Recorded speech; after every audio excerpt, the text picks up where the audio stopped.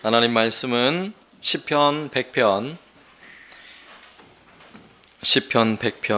1절에서 5절까지 말씀입니다. 구약성경 875쪽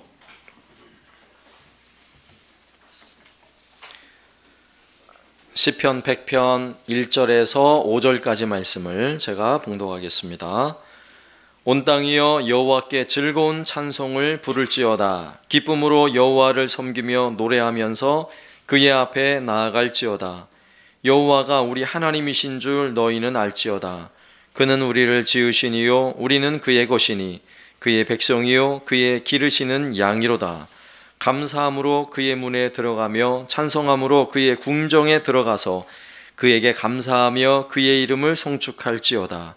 여호와는 선하시니 그의 인자하심이 영원하고 그의 성실하심이 대대에 이르리로다. 아멘. 한국 사회는 서로 이렇게 포옹을 하고 안아주는 것을 좀 어색하게 여기는 그런 문화죠. 그렇지만 위로가 필요한 사람에게 다가가서 따뜻하게 살포시 안아주는 것은 굉장히 큰 힘과 위로가 될 것이라고 여러분 생각되지 않으세요? 그래서 우리도 좀 이렇게 안아주는, 이성간이 아니더라도 동성간에 좀 위로가 되는 마음으로 허그라 그러죠. 허그. 이렇게 꼭 안아주는 이런 모습이 특히 교회 안에서는 자주 보였으면 좋겠습니다. 어린 아이들이 부모의 품에 안겨 있는 걸 보면 얼마나 행복해 보여요. 그죠? 길 가다 넘어져서 우는 아이를 부모님이 꼭 안아주면서 아 괜찮아 괜찮아 괜찮아 이러면서 아이를 위로하는 모습이 너무너무 아름답지 않습니까? 우리가 하나님 앞에 나와 예배하는 시간이 바로 그런 시간이에요. 예배하는 이 시간은 우리가 하나님의 그 사랑의 품 안에 안기는 시간이에요. 세상에서 아픔과 상처를 가지고 왔지만 하나님은 여러분을 이렇게 꼭 끌어안아 주시는 거예요. 예배를 통해서. 예배를 통해서 내가 하나님 품 안에 안기는 은혜를 여러분 경험하시길 바랍니다. 이걸 경험해 보셔야 돼요. 그런데 품 안에 안기는 게 영 어색해 보이는 경우가 종종 있어요. 안기긴 안겼는데 좀 이상해요. 그런 경우가 있어요. 자녀들이 어릴 적에는 안아주면 애들이 품 안에 쏙쏙 안기죠. 얼마나 사랑스러워요. 그런 어린 아이들 끌어안는 걸 보면 보는 사람도 행복하고 끌어안고 있는 사람도 너무너무 행복하죠. 그런데 아이들이 점점 자라다 보면 어느 순간에 이 아이를 끌어안기가 좀 어색할 때가 있어요. 그죠? 내 사랑하는 자녀들이라도 끌어안기가 좀 어색해요. 그래서 용기를 내서 그냥 한번 딱 끌어안아 봤는데 이 전봇대야 전봇대. 그죠? 딱 끌어안으면 느껴지잖아요. 이게 전봇대야 이게. 얼마나 어색합니까? 그 시기가 오면 우리 자녀들의 아이들의 얼굴에 핏기가 사라지고 질문을 해도 세 마디밖에 안 해요. 예? 아니요? 몰라요? 세 마디밖에 안 해요. 얼굴에는요 웃음이 사라지고 인상 쓰고 인생의 모든 고민거리는 다 끌어안고 가는 사람처럼 그렇게 하고 있죠. 우리가 하나님 앞에 예배하는 이 시간이 우리가 그런 사춘기 아이와 같을 수 있어요. 하나님은 우리를 살포시 끌어안으시는데 우리를 위로하기 위해서 우리를 끌어안으시고 내가 사랑하는 거 알지? 이러면서 너 힘들지? 내가 도와줄게 하면서 오늘 예배를 통해 하나님은 우리를 이렇게 품 안에 안으시는 거예요. 품 안에. 그런데 우리는 어떻게 해요? 우리는 전봇대라고요. 전봇대. 하나님도 어색하실 거예요. 끌어안으시고서. 우리가 드리는 이 예배를 통해 하나님의 임재를 경험한다는 것은 바로 이것을 의미해요. 예배하면서 하나님 안에 하나님 품 안에 안기는 그 따뜻함을 경험해야 돼요. 이게 우리 예배예요. 예배. 하나님의 임재가 있는 예배. 그래서 당분간은 좀 예배에 대해서 좀 세밀하게 부분을 살피면서 말씀을 전하려고 그래요. 오늘은 예배 중에서도 하나님의 임재가 있는 찬양, 임재 찬양에 대하여 살펴보려고 합니다.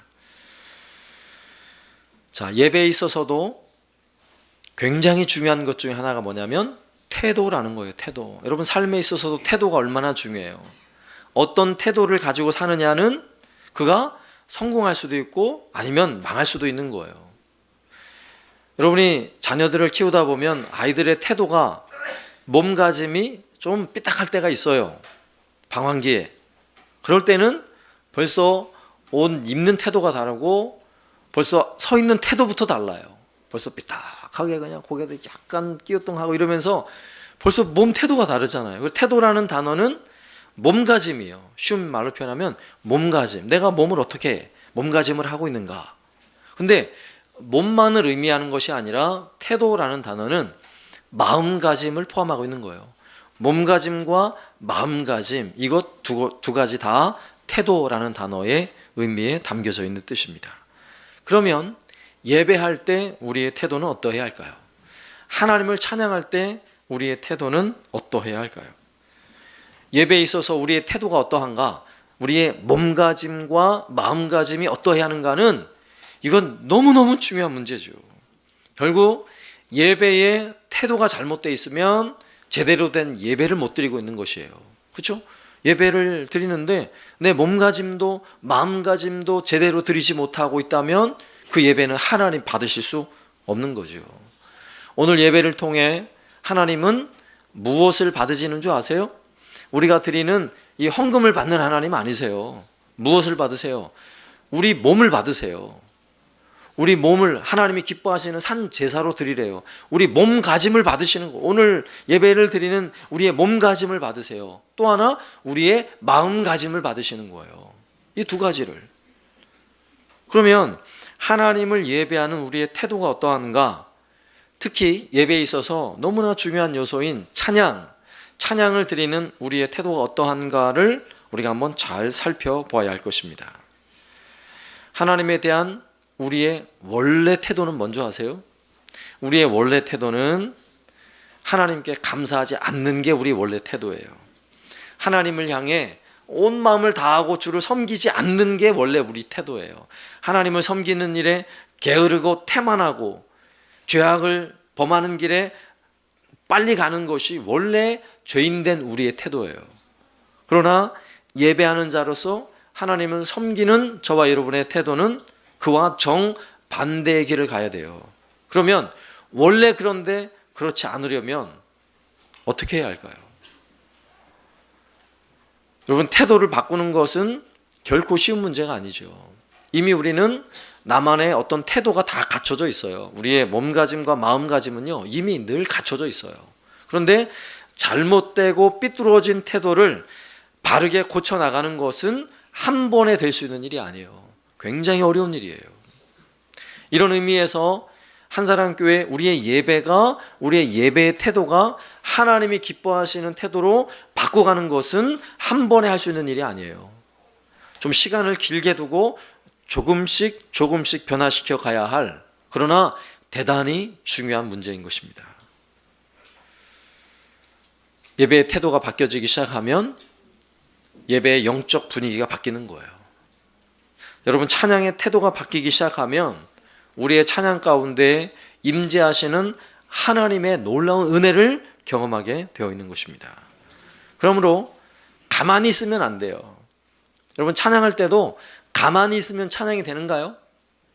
안 돼요. 안 돼요. 앞서 얘기했잖아요. 원래 우리의 태도는 찬양을 안 하는 태도를 가지고 있어요. 우리의 몸과 마음을 하나님께 드리지 않는데 우리의 마음가짐이 돼 있어요. 원래는. 그러니까 그런 마음을 하나님께 드리기 위해서는 찬양할 때 찬양하려고 해야 돼요. 감사할 때 감사하려고 해야 돼요. 여러분, 오늘 예배 가운데 하나님의 임재가 있고 하나님의 품 안에 안긴다 그랬죠. 여러분, 하나님이 우리를 안으실 때 우리가 안기려고 해야 돼요. 그 품 안에 안기려고 해야 그런 은혜가 우리에게 임하고 또 하나님을 만날 수 있는 그런 좋은 태도가 우리에게 만들어지는 것입니다.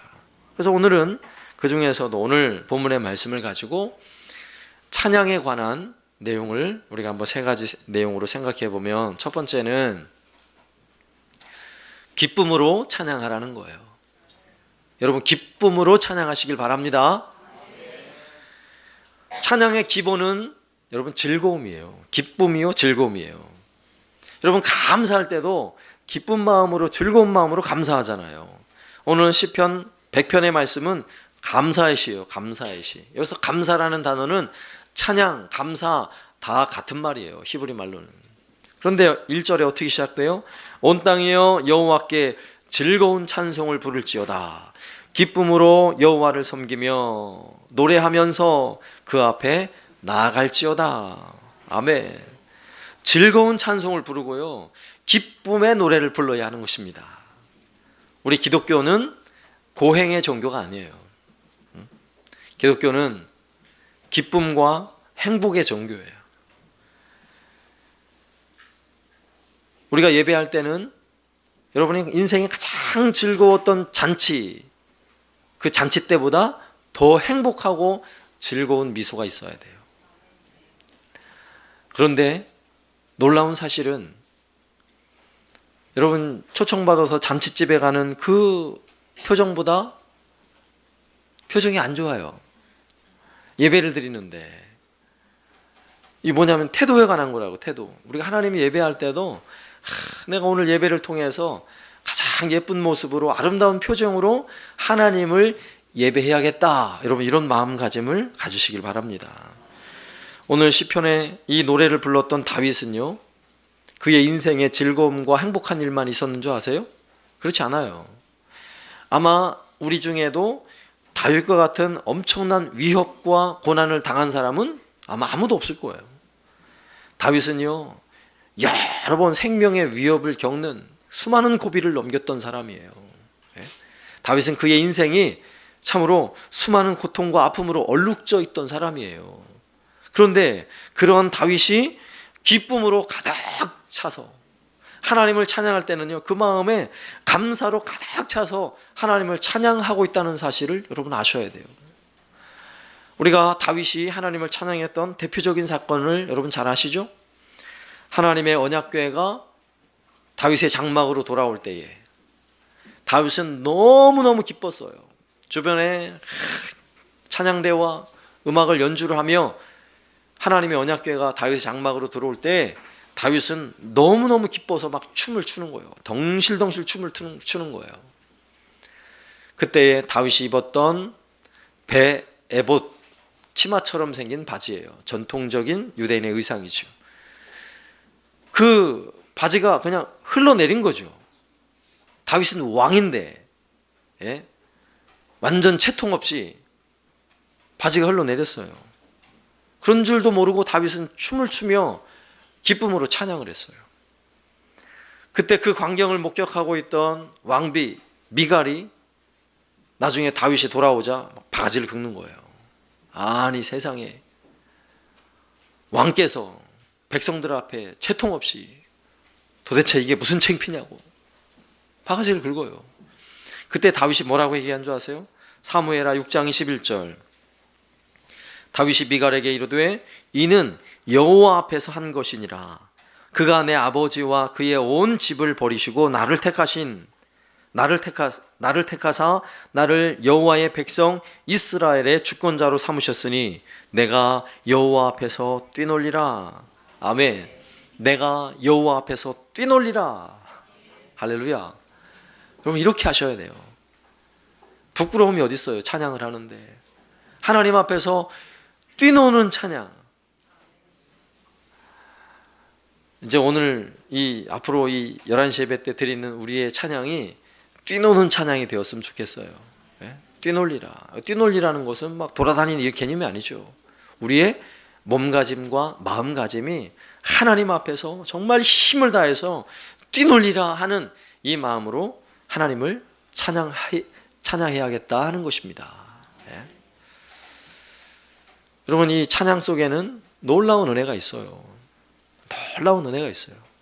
찬양을 안 하면 은혜를 느끼질 못해요. 경험하지 못해요. 그러나 다윗처럼 기쁨으로 찬양을 하려고 하면 찬양을 통해 우리 안에 얼마나 큰 기쁨이 몰려오는지, 세상이 우리를 힘들게 하고 고통스럽게 해도 기쁨이 몰려오는 거예요. 제가 여러 번 말씀드렸어요. 그리고 우리나라에도 저 서쪽에 가면 순교를 당했던, 공산 6.25 전쟁 당시, 그 당시에 온 교회가 순교를 당했던 그런 교회들이 여러 교회가 있어요.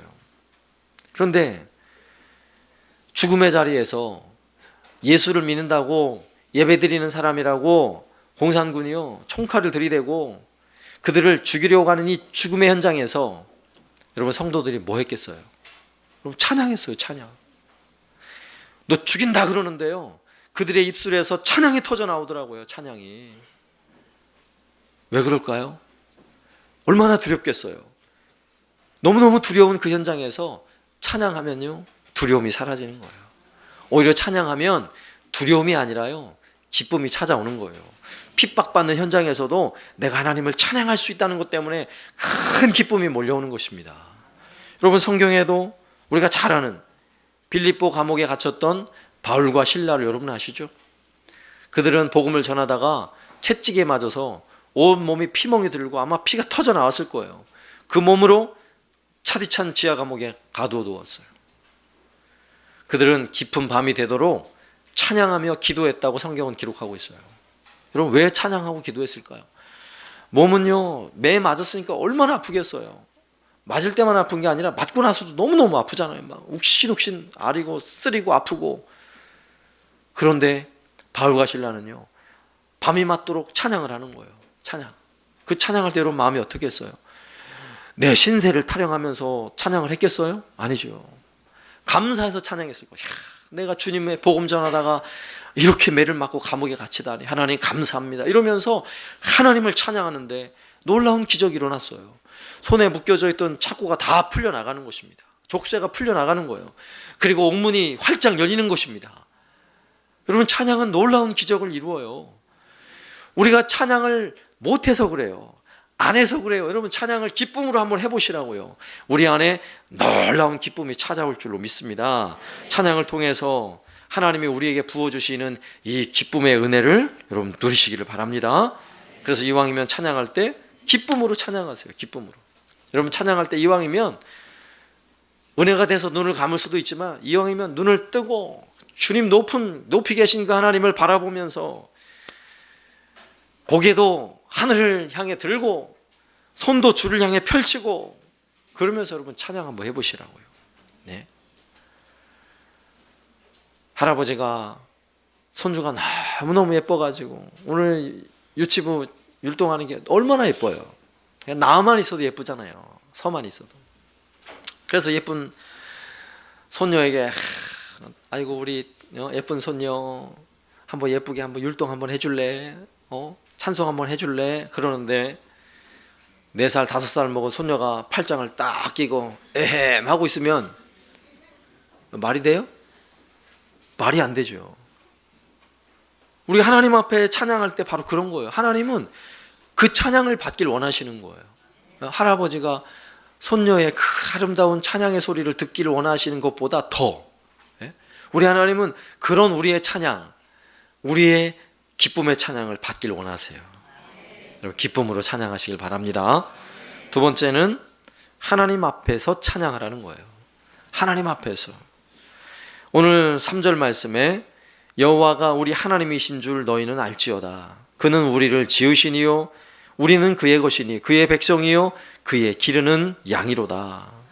하나님이 누구라고 오늘 다윗이 고백하고 있습니까? 하나님은요 참으로 놀라우신 분이에요. 우리는 하나님 앞에 서면 우리는 아무것도 아닌 거예요. 하나님은 너무너무 높으신 분이에요. 우리가 하나님 앞에서 자존심 세울 필요 없어요. 하나님 앞에서는 왕이라 할지라도 채통이 필요 없는 거예요. 다윗이 옷이 벗겨지도록 그렇게 하나님 앞에서 뛰놀 수 있었던 이유가 무엇이겠어요? 내가 지금 춤추는 것이 이 모든 백성들 앞에서 내가 왕으로 춤을 추는 게 아니에요. 그 존귀하신 하나님 앞에서 나에게 인자하심, 그 긍휼하심이 영원하신 그 하나님 앞에서 나를 영원토록 나를 지으시고 나를 인도하시고 나를 기르시고 나에게 은혜 주시고 복을 주시는 그 하나님 앞에서 즐거이 하나님을 찬송하고 춤을 추는 거예요. 오늘 우리의 예배도 마찬가지입니다.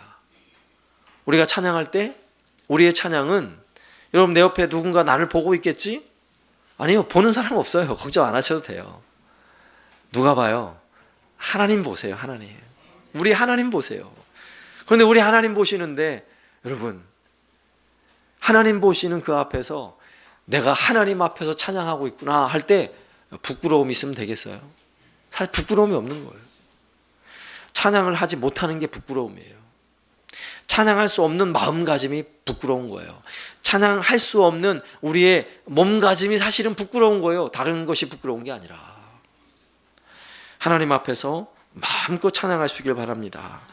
여러분, 하나님을 찬양해야 하는 저와 여러분은 어떤 사람인 줄 아세요?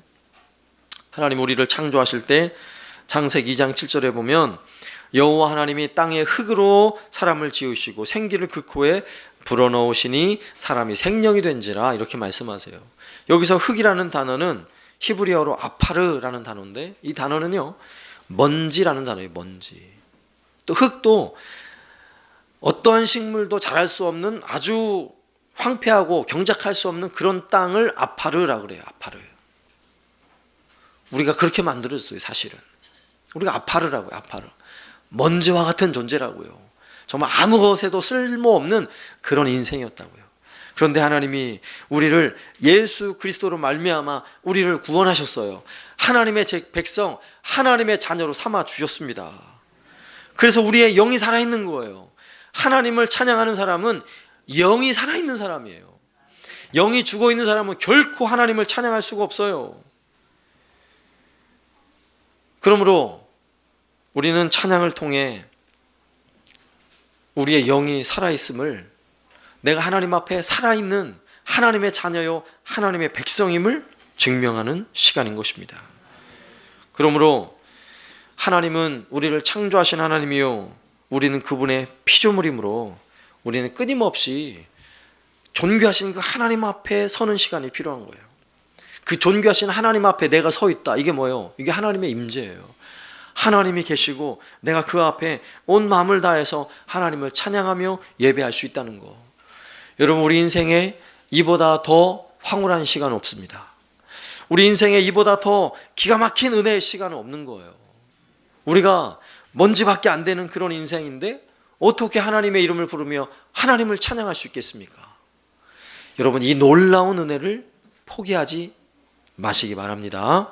하나님 앞에 서는 은혜, 그게 바로 찬양이라는 사실이죠.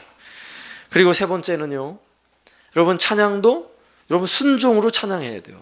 순종함으로 찬양해야 돼요. 다시 1절로 돌아와서 1절에 보면 온 땅이여 여호와께 즐거운 찬송을 부를지어다. 온 땅이여 라고 부를 때 이 지구에 있는 땅덩어리를 향해서 외치는 걸까요? 아니에요. 온 땅이여 라는 그 땅에 살아있는 모든 생물들, 하나님이 만드신 모든 피조세계는 하나님을 찬양하게 되어 있어요. 지구상의 모든 자연 만물들은요 알아서 하나님을 찬양해요. 꽃이 피면 그것이 하나님을 향한 찬양이에요. 여러분, 계곡에 가서 시원한 물줄기 소리가 얼마나 시원합니까? 콸콸콸 막 흐르는 이 물줄기 소리가 그냥 하나님을 찬양하고 있는 거예요. 깊은 산 속에 들려오는 아름다운 새 소리들이 하나님을 찬양하고 있는 것입니다. 여러분, 자연 만물은 저절로 하나님을 찬양하도록 하나님 그렇게 세상을 창조하셨어요. 그런데 놀라운 사실, 사람은요 내가 찬양하려고 하지 않으면 하나님을 찬양할 수 없어요. 하나님은, 사람의 찬양은 우리가 찬양을 하지 않으면 하나님은 찬양을 받을 수 없어요. 내가 찬양을 해야 찬양할 수 있는 거예요. 그래서 우리가 잘 알고 있는, 여러분, 할렐루야라는 단어 있죠. 할렐루야라는 단어는 이게 바로 명령이에요. 명령. 하나님의 명령. 하나님을 찬양하라, 하나님을 찬양하라, 이런 명령이 우리에게 선포되고 있는 것입니다. 왜 이렇게 명령하고 있을까요? 땅의 모든 마음을 온 땅이여 찬양하라 그러면 온 땅을 다 찬양하고 있는데 누가 찬양을 안 하고 있어요? 사람들이 찬양을 안 하고 있어요. 사람들이. 그래서 하나님은 세상을 향하여 찬양하라 선포하고 있는 것입니다. 시편 150편 6절에 보면 호흡이 있는 자마다 여호와를 찬양할지어다 할렐루야. 우리에게 호흡이 있는 순간, 여러분 나중에 죽고 나서는요, 제가 무덤에 가서 왜 찬양 안 해서 제가 얘기 안 할 거예요. 호흡에 있는 동안 하세요. 호흡이 있는 동안, 내가 숨 쉴 수 있는 동안 열심히 하나님을 찬양하시기를 주의 이름으로 축복합니다. 그리고요, 호흡이 멎으면 하고 싶어도 못해요. 숨을 못 쉬는데 어떻게 호흡을 해요? 그리고 예배하는 이 시간, 내가 영적인 호흡이 멈춰 있는 사람은 찬양을 하고 싶어도 찬양을 할 수 없어요.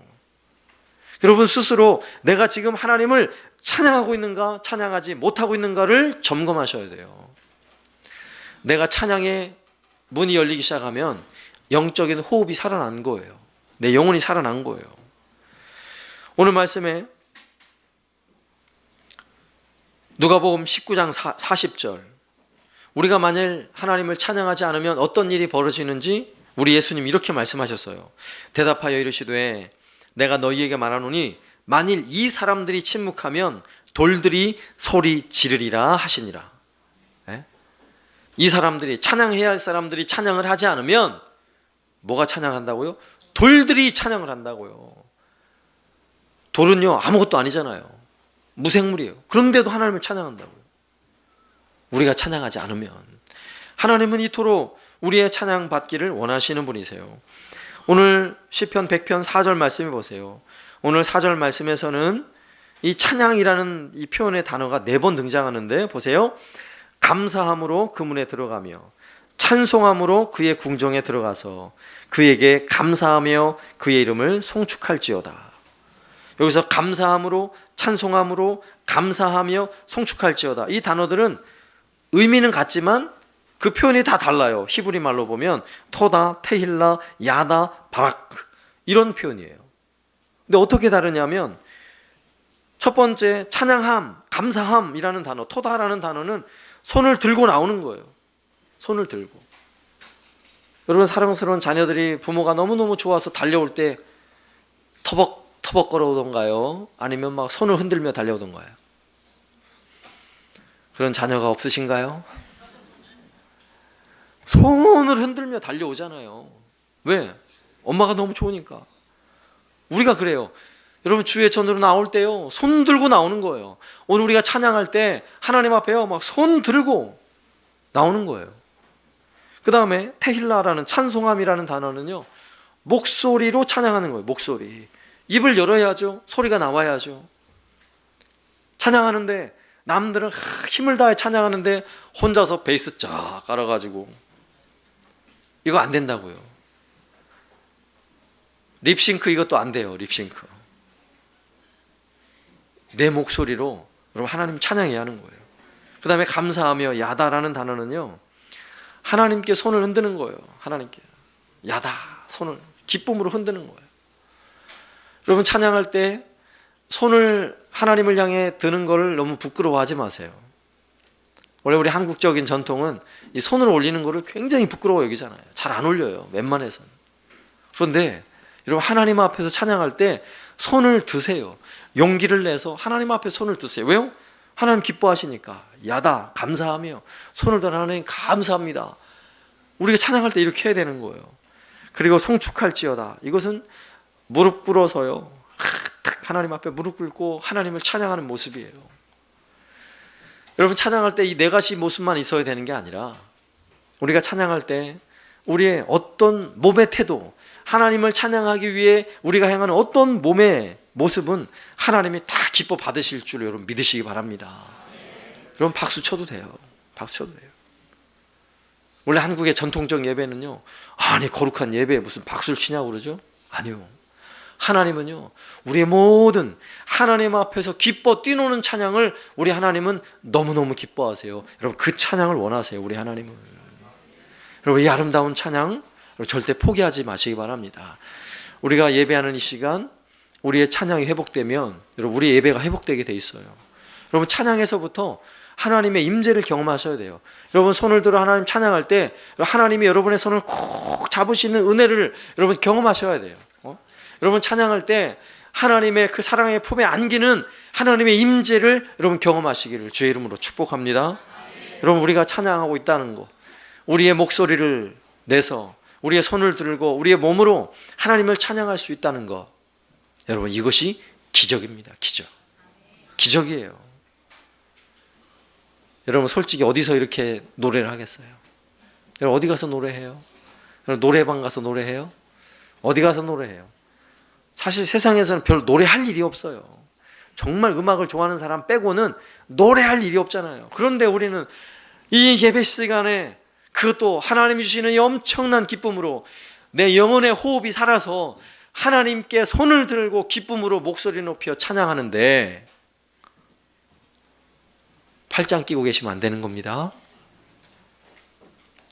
사실은 가만히 앉아 계셔도 안 되는 거예요. 예?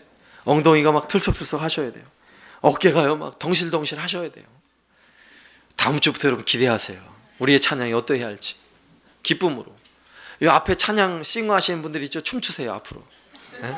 춤추세요. 리더 하시는 분도 어깨춤을 둥실둥실 치세요. 그래야 우리 온 성도들 같이 그렇게 찬양하죠. 여러분, 예배가 살아나야 돼요. 예배가.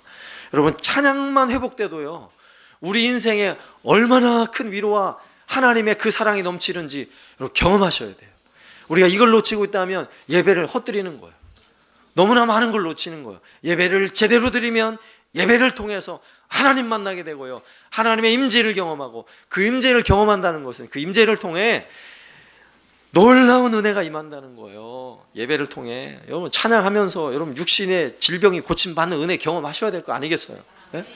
여러분, 찬양하면서 이 마음에 막 이렇게 엉켜있던 이 고통, 아픔들, 이게 막 싹 빠져나가는 은혜를 경험해야 될 거 아니겠어요? 찬양엔 놀라운 힘이 있습니다. 네? 발과 신라의 손과 발에 착고와 족쇄를 풀 뿐만 아니라 우리 인생의 족쇄를 푸는 능력이 있음을 믿으시기 바랍니다. 예배할 때마다 온 힘을 다해서 하나님을 찬양하며 예배하는 이런 놀라운 찬양의 회복이 있는 저와 여러분 되시기를 살아계신 예수님의 이름으로 축원합니다. 아멘.